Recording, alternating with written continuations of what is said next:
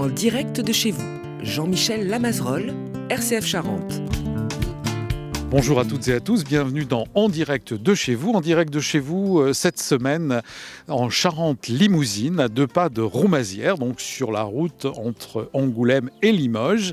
Et pour découvrir un endroit que peu de gens connaissent, même les gens de Roumazières ne le connaissent pas forcément. C'est un endroit absolument magnifique, dans une campagne joliment verdoyante et vallonnée.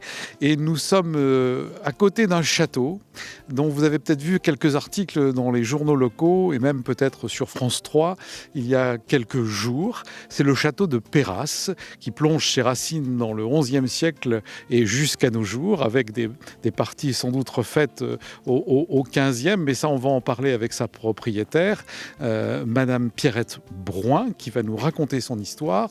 Et j'ai trouvé que dans cette semaine si particulière, pour ceux qui nous écoutent, nous sommes en train d'enregistrer juste avant les rameaux et cette émission va passer pendant la Semaine Sainte, mais vous allez sans doute écouter et regarder cette émission plus tard, même peut-être cet été.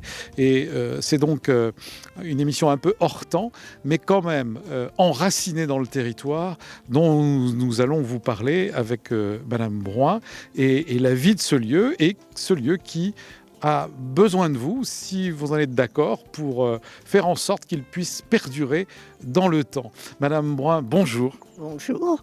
Alors je suis ravi d'être là aujourd'hui parce que moi je ne suis pas très loin de cet endroit et je ne le connaissais pas. C'est donc un certain émerveillement dans la beauté et la simplicité du lieu dont vous allez nous parler et que vous avez découvert dans les années 70. Voilà, 77 plus exactement. Tout à fait par hasard. Parce que nous étions parisiens, mais mes beaux-parents habitaient Poitiers. Donc, quand on avait des grands week-ends, on allait explorer un peu les environs. Et nous avons découvert ce château qui était en très mauvais état intérieurement. Extérieurement, c'était à peu près comme il est aujourd'hui. Mais intérieurement, c'était affreux. Il était complètement délabré. Alors là, nous sommes... vous avez reconstitué une sorte de créneau qui est un garde-fou pour ne pas tomber dans la vallée. Il y a la rivière qui passe en bas. Au loin, on voit les prairies et les vaches qui paissent. Et c'est un très beau paysage. Et quand je me retourne, j'ai une façade 17e. Et vous l'avez découvert un peu comme ça. Et ce pourquoi nous venons aujourd'hui, entre autres, c'est pour le découvrir, mais également parce que vous avez besoin d'aide. Pourquoi ? Pour cette toiture ? Voilà, la toiture est en très mauvais état. Pas celle-ci, celle qui est de l'autre côté. Le toit est complètement mort. Et il faut dire déjà que quand nous sommes venus, c'était un peu une folie d'acquérir ce château qui était dans un tel état enfin, il faut que je vous explique qu'à Paris, mon mari travaillait dans la publicité et moi, j'étais céramiste au 5e étage sans ascenseur. Donc, quand j'allais faire des expositions, c'était très, très dur. Et donc, nous avons eu envie d'aller nous mettre au vert. On a parcouru toute la France, on ne trouvait pas ce qu'il nous fallait. Et en dernier, c'est donc lors d'une visite des environs de Poitiers, à 100 km quand même, qu'on a découvert ce vieux château. Et son état intérieur était tel qu'on s'est dit, eh bien, on n'est pas encore en retraite, mais on aura le temps de le restaurer. Et ensuite, on pourra venir exécuter nos métiers, c'est-à-dire mon mari était peintre en dehors de son métier de publiciste et moi céramiste. Donc on s'est dit qu'on avait de quoi faire nos ateliers et de faire un magasin d'exposition. Voilà. Donc vous avez commencé comme ça veut dire qu'il y avait quand même une petite partie habitable déjà en 77. Il faut le dire, habitable vite fait. Parce qu'il n'y avait aucun meuble, il y avait plutôt disons, des résidus, pour ne pas dire des ordures à l'intérieur. Le propriétaire précédent avait fait une chose essentielle. Il ne s'était pas du tout occupé de l'intérieur, mais il avait refait le toit. Et ça, c'est essentiel, parce que ce qui restait tout autour comme éléments des petites maisons, des choses, s'écroulait petit à petit. Voilà, n'ayant plus de couverture. Et là, donc, nous avons passé 16 ans de notre vie à lui redonner son identité médiévale, parce qu'il était plâtré comme au 19e, ce qui en restait. Et donc, petit à petit, au fur et à mesure où d'ailleurs descendaient les plafonds et les murs, on s'est aperçu qu'il y avait de très belles pierres et de très belles poutres. Donc on a commencé à gratter, à enlever tout le plâtre qui recouvrait, et on lui a redonné son identité médiévale. D'accord, vous l'avez en tombant finalement tout ce qui avait été mis pour aussi se protéger du froid souvent. Oui, Hein, oui, on oui. mettait des plâtres et on Oui, cachait tout tout. En tombant, ça vous a aidé à découvrir ce bel endroit. Donc on est en face de ce grand corps de logis et puis avec une tour ronde au bout. Et peut-être nous allons avancer, Madame Brouin. Voilà. Donc je disais pourquoi nous sommes là, c'est-à-dire que pour continuer aujourd'hui à restaurer cet endroit, votre mari Guy est malheureusement décédé et c'est compliqué d'entretenir et surtout de restaurer une toiture pour poursuivre cette belle aventure de la restauration du château. Et je crois que c'est votre petite fille qui vous a dit qu'aujourd'hui, les moyens de parler de soi, même si ça vous coûte à vous de demander, parce que vous n'aimez pas ça, hein, vous avez tout fait avec vos petits bras, avec votre époux, hein, et puis l'association aussi des compagnons du château de Perras qui sont venus le faire connaître davantage, on en parlera tout à l'heure, peut-être avec Madame Pascale Adroher, eh bien, vous avez accepté de vous laisser porter finalement par la famille, votre petite fille, votre fils. C'est-à-dire, oui, j'ai accepté parce que naïvement, je me suis dit, bon, ce sont des amoureux, des vieilles pierres qui vont donner une petite somme. Et puis en fait, je me suis rendu compte, comme il y avait des messages avec les dons, que c'était les compagnons du château de Perras qui étaient petits d'ailleurs, certains à l'époque, avec 4-5 ans, qui sont devenus adultes, qui continuent à jouer et passionnés de cet édifice. Voilà, et que c'était eux qui avaient donné le maximum des sommes.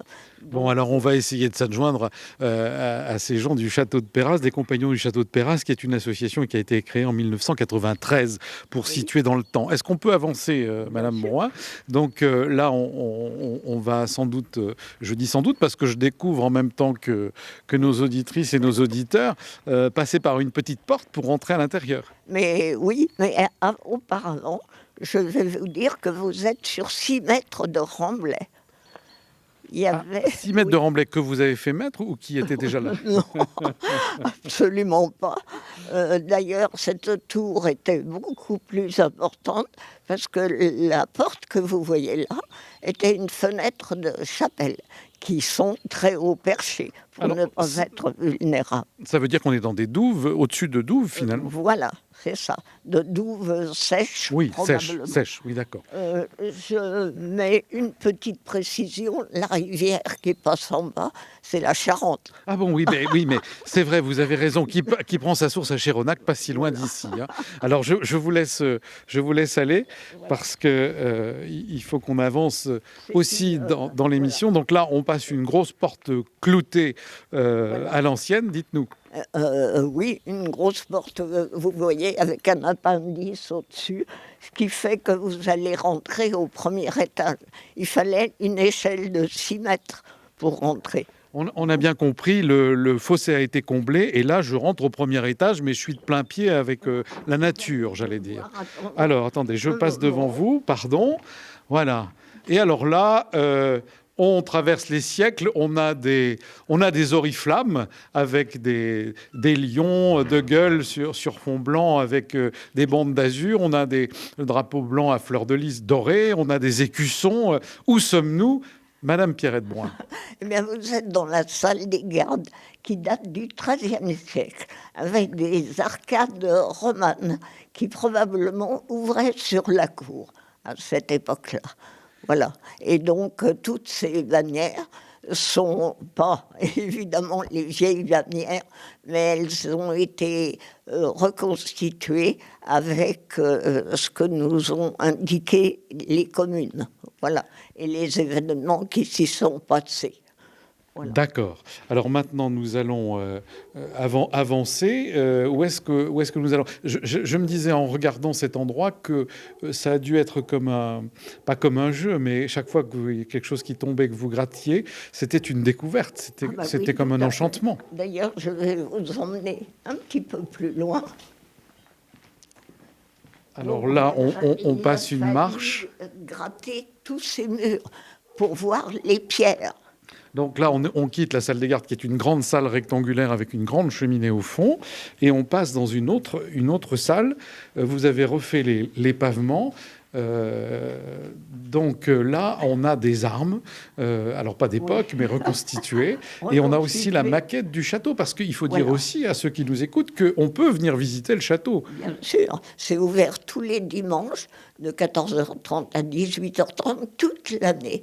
Mais en ce moment, vu l'état de la route, avec tous les gros camions qui passent, on a été obligé de fermer. D'accord. En tout cas, moi, je peux dire que nous nous sommes garés sans aucun problème. Garés, on va à Roumazières, on tourne et on est arrivé chez vous pratiquement. Voilà. Alors ici, vous voyez, cette meurtrière, on l'a découverte puisque tout était plâtré. Elle est très belle. Et ce qu'on sait, c'est qu'elle est à 6 mètres du niveau du fond du fossé. Alors donc, quand vous êtes arrivés, vous n'avez pas vu ces meurtrières. Voilà. Alors nous sommes où par rapport à la maquette que j'ai devant moi qui reconstitue le château? On est où là-dedans? De la salle des gardes. Et là, comme je n'ai pas eu le temps de vous expliquer, c'est un peu long, vous êtes probablement garé ici. Cette tour n'existe plus, mais je vais vous dire pourquoi on l'a conservée. Donc vous êtes descendu, vous êtes passé devant la tour. Et là, donc, vous avez le remblai qui existe juste en dessous de la fenêtre. Et là, au 15e, cette forteresse a subi un gros siège et le rempart était complètement démoli. Donc, ils en ont profité pour agrandir le logis, ce qui fait que la tour carrée dans laquelle vous allez passer plus tard, on ne la voit plus. Elle est prise dans le corps du logis. Je comprends. Toutes les modifications au cours des siècles. Où est-ce que nous allons, Madame Brun, maintenant ? Eh bien, nous allons continuer donc dans la chapelle. Donc là, on descend dans quelques marches et on l'entend à l'antenne. Ça résonne. Une petite chapelle. On est dans la tour, donc arrondie. Ça résonne pour la bonne raison que dans ces tours tronconiques, il y avait 2 voûtes superposées. On sait qu'il y a une voûte qui a été complètement obturée, mais dans laquelle il y a des entrées de souterrains qui passaient sous la Charente pour rejoindre le prieuré de la Pérouse sur le coteau opposé. D'accord. Voilà. Et là, on a un autel incrusté dans le mur avec une jolie statue polychrome d'une vierge ou d'une sainte, en tout cas plutôt d'une sainte, avec des cheveux longs et puis quelques écussons. Vous avez voulu garder une certaine sobriété dans toute la restauration que vous avez faite. C'était une forteresse de soldats. C'était pas du tout riche. Et je m'excuse, j'aime pas non plus le déploiement de richesse, donc c'est resté tel que sobre. Voilà. D'accord, il n'y a pas de clavecin, de joli parquet à la Versailles, et voilà.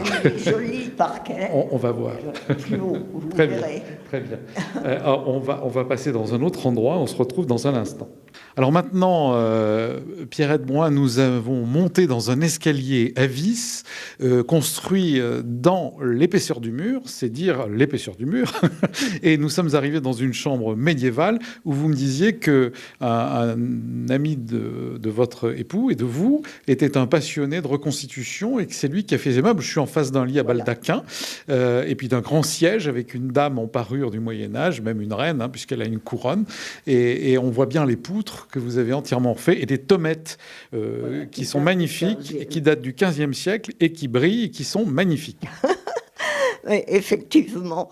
Et donc le plafond également et toute la charpente datent du XVe siècle. Alors évidemment, c'était pas dans cet état-là, c'est-à-dire qu'on voyait le haut du toit.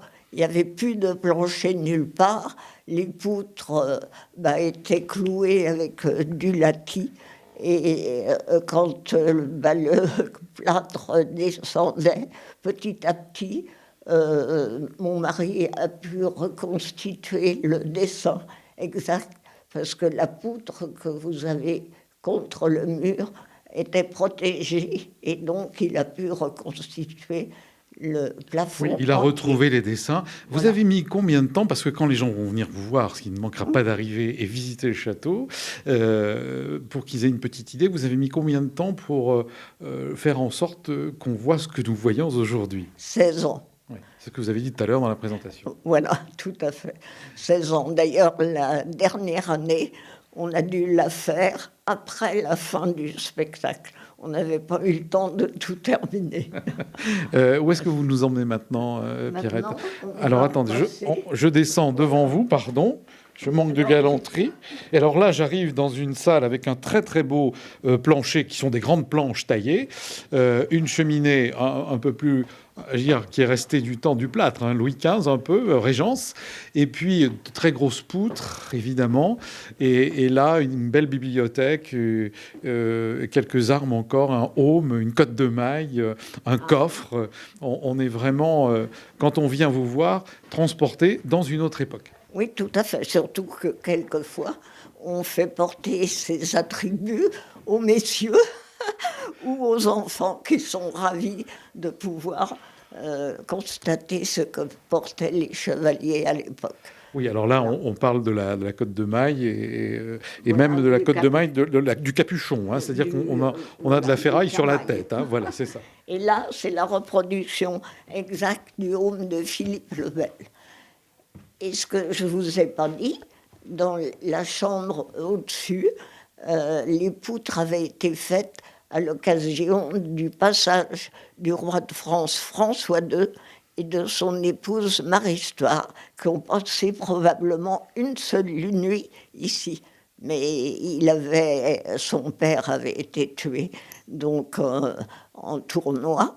Et lui avait une vingtaine d'années, ne s'attendait pas du tout à être roi. Et il a fallu qu'il fasse la visite de tous ses vassaux. C'est pourquoi il a dû passer une nuit ici. Bon ben voilà, on a une empreinte royale au château de Perras, à côté de Roumazières. Alors maintenant, nous avons visité une très belle chambre avec un berceau toujours fait dans ce bois pris ici, donc qui est très ancien, des reconstitutions. On voit les tableaux de votre mari un peu partout dans la maison. Je ne peux pas trop les décrire. Il y a à la fois du mystère, il y a à la fois évidemment la nature et la présence du château à certains endroits, puisque ce sont des choses peintes ici. Et là, nous sommes dans le couloir qui longe ces pièces que nous visitons avec vous. Et c'est là qu'on voit les dégâts, l'humidité qui a été provoquée par l'endommagement du toit, pour lequel vous souhaitez qu'on puisse venir en aide, je ne dis pas à vous, mais au château de Perras, Pierrette. Voilà, je vous remercie. Là, vous voyez que c'est prêt à tomber. Oui, je vois ça. Et là, on rentre dans une autre chambre avec un très beau lit à baldaquin. Chambre dont je vous avais parlé juste avant et qui est un élément de la grande chambre qui devait servir peut-être aux enfants ou aux servantes à l'époque. Mais on sent le goût que vous avez mis pour garder l'âme et la décoration de la maison de cette époque. Et comment dire, sans faste, toujours avec beaucoup de précision, de simplicité, mais on est prêt à aller au lit quand on est là. Tout à fait, c'est gentil de le signaler. Ben, les gens, quand Voilà. ils visiteront, ils auront aussi, je pense, cette impression. Donc là, on est dans l'intérieur du couloir, on s'aperçoit qu'on est on voit la cour intérieure où il y a une grande grille d'entrée. C'est pas par là que nous sommes passés. Nous sommes rentrés sur le côté, j'allais dire au-dessus des anciennes douves finalement. Et là, on aperçoit la cour intérieure rectangulaire, la cour haute. Voilà, tout à fait. Alors, effectivement, là, si vous alliez dans la tour, vous verriez les dégâts du toit qui est complètement mort. Bon, alors on va essayer d'en faire en sorte qu'il ressuscite comme, Oui. comme pour Pâques. Voilà. Les toits sont très... Donc là, nous sommes passés dans la cour extérieure et on voit bien le toit. Et vous me disiez que les amis du château de Perras, les compagnons, n'hésitaient pas à monter pour boucher des fuites. C'est très dangereux, mais les couvreurs ne peuvent pas du tout s'aventurer parce que c'est glissant. Il y a juste des acteurs qui s'ingénient pour éviter que je ne sois douchée. Oui, je comprends. Et c'est dangereux d'abord.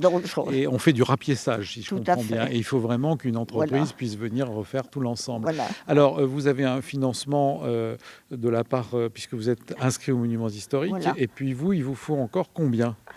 Attendez. Il y en a pour en tout 42 000 euros.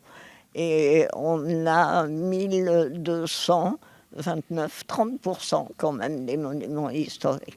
On espère que le département va nous aider aussi à raison de 15%, comme le disaient les monuments historiques, mais on n'a pas encore la réponse.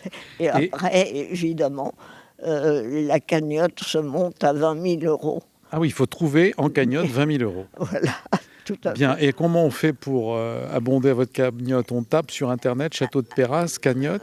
Non, il faut aller sur un site. Alors, je ne me rappelle pas comment ça s'appelle. On trouvera, Mais et puis peut-être voilà. que Madame Vous le trouverez. Adroer va pouvoir nous le dire. Peut-être, mais vous le trouvez sur le reportage qui avait été fait sur la Charente libre où ils indiquent. Oui, mais ça sera mieux qu'on le donne quand même. Hein. Voilà. Oui, il faudra qu'elle regarde sur son téléphone, mais le mien est très simple. Bon.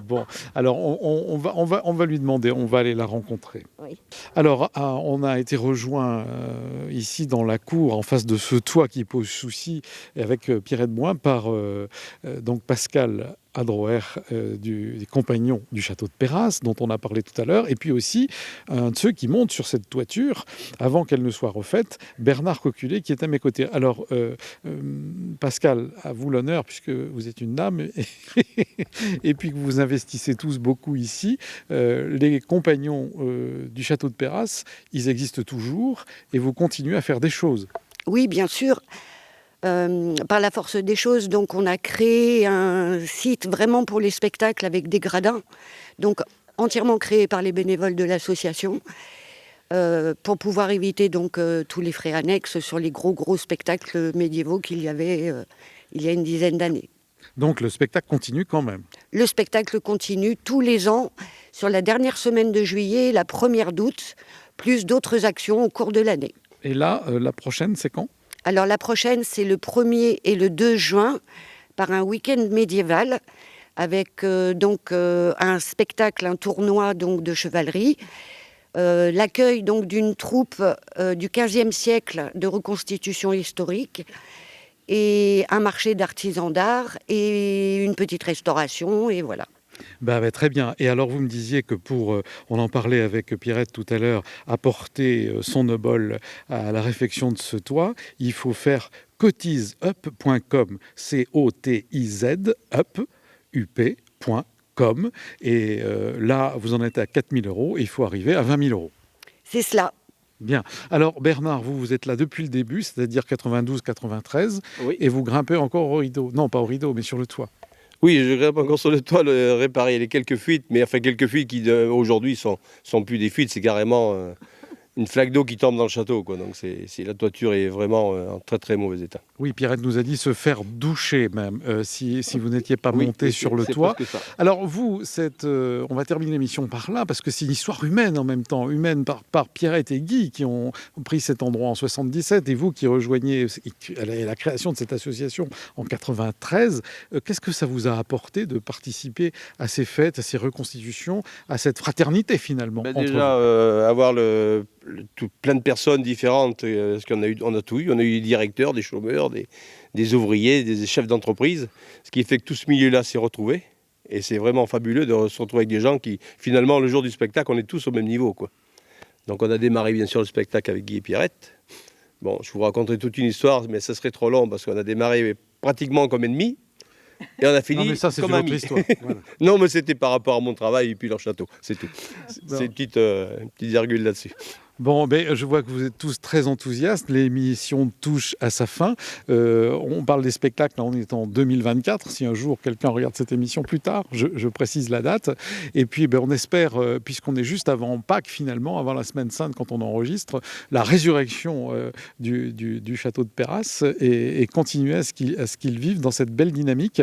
Merci à vous Pierrette, en hommage aussi à Guy, votre époux décédé, à vous Pascal et à vous Bernard. On vous souhaite encore de belles heures au château de Perras. Et moi, je vous dis à la semaine prochaine pour une autre émission d'En Direct de chez vous. Cotise-up.com. À bientôt.